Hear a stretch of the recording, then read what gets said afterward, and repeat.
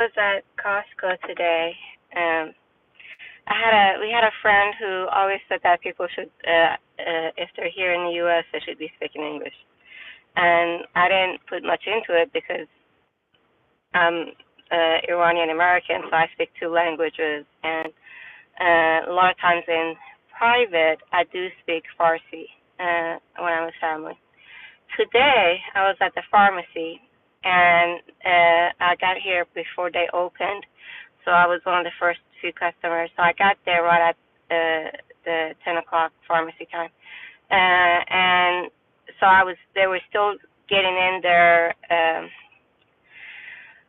delivery, and the young man delivering was Spanish speaking, and apparently there was a missing box, and for pharmacies, because it's, I don't know what all the prescriptions he was delivering, but they have to. The pharmacist wasn't too happy because she hadn't gotten all the boxes that she was signing for, and if you're signing for stuff saying you got to deliver, especially for prescriptions and stuff, you have to verify that you got everything that you're supposed to sign for, because it's prescription, it's medication. They're charging people insurance.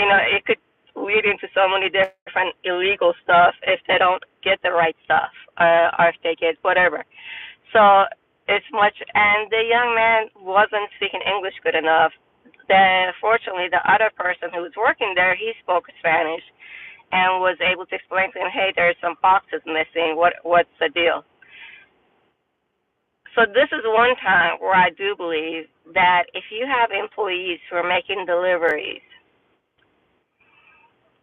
to Costco, and they should have employees who are fluent in English.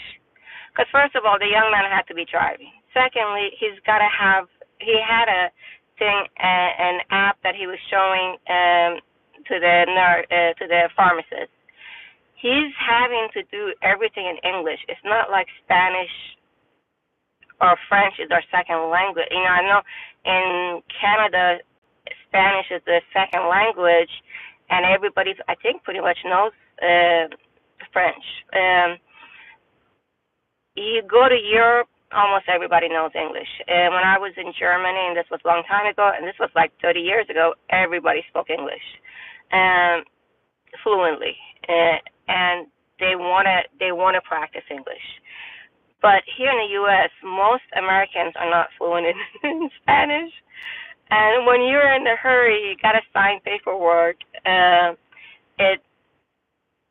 It doesn't help to where the young man happened to be there and he was able to translate, no problem. But for future, so there are several problems here for pharmaceutical and for when you're getting medicine. First of all, I know Costco is probably going with whoever is the cheapest contractor for medication, getting their medications to them. So those people who are the contractor delivering medication to Costco, since they're the cheapest bid that they put in, they're gonna hire whoever. They're not gonna pay, $25 an hour, $30 an hour. They're gonna pay $17, $16, $15 an hour, whoever they can hire to do the job for delivering. And if it was if it was an issue of if it was a thing that was non-essential, I wouldn't have any problems with it. But these are medications like blood pressure medication, diabetes, antibiotics, things like that. I do have a problem with that. For there to not be some kind of a law or some kind of a thing saying, okay, if you do contracts with anybody, and the United States can do this, mind you, they're choosing not to.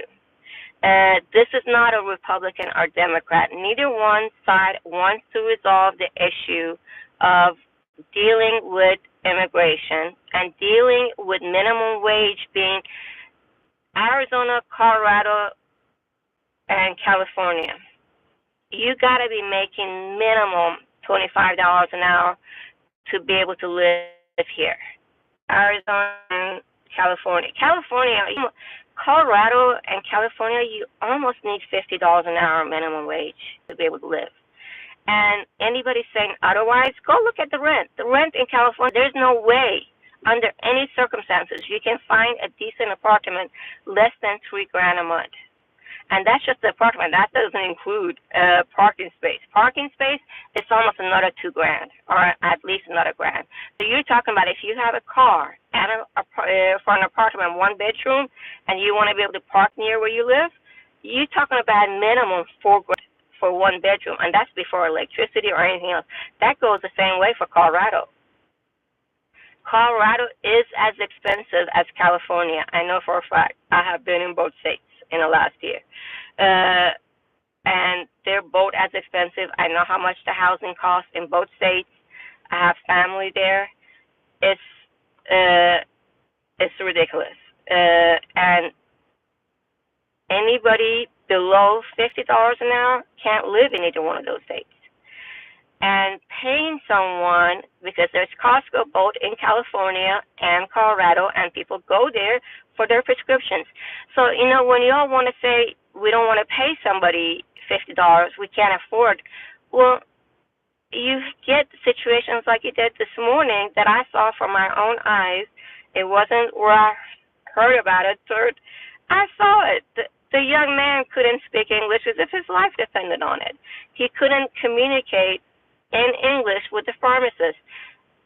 The other employee who was there had to speak Spanish in order for the young man to explain to him, hey, there's some stuff coming in later today, but all the boxes that the pharmacist was legally signing for was not there.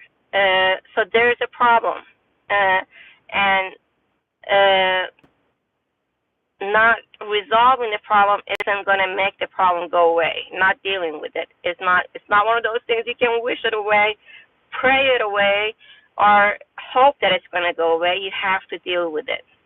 So that's just my 2 cents on regarding healthcare for what I saw with my own eyes today. Thank you. Have a wonderful day. Today is Monday, last Monday of February, last Monday of Black History Month. Please like and subscribe if you haven't. Thank you. Much love. Bye. And share too if you can, if it's okay. Much love. Thank you. Bye.